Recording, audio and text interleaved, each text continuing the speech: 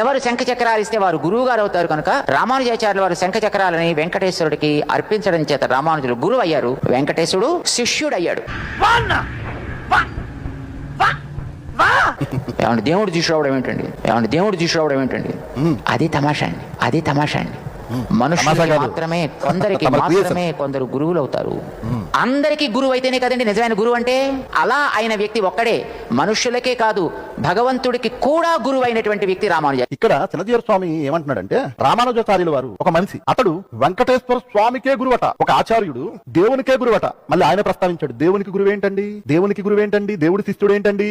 అదే తమాసట, తమాసా కాదు, తమరి క్రియేషన్. ఈ రోజు ఈ బ్రాహ్మణులు అనబడిన వారు, వీళ్ళలో బ్రహ్మర్షులు అనబడిన వారు, మునులు, మహర్షులు ఎవరైతే ఉన్నారో వారు దేవుళ్ళను సృష్టించి ఆ దేవుళ్ళ పేరిట వీరు ఆధిపత్యం చెలాయించడానికి, వీరు బ్రతకడానికి అమాయక భారతదేశ ప్రజలను మోసగించారు. అందుకే మనుషులు చేసిన దేవుళ్ళారా, దేవుడు చేసిన మనుషుల్లారా, దేవుడు ఒక్కడే ఉంటాడు. దేవుడు చేసిన మనుషులే ఈ భూ ప్రపంచంలో ఉన్న ప్రజలందరూ. లేకపోతే ఒక ఆచార్యుడు దేవునికి గురువు అవడం ఏంటండి?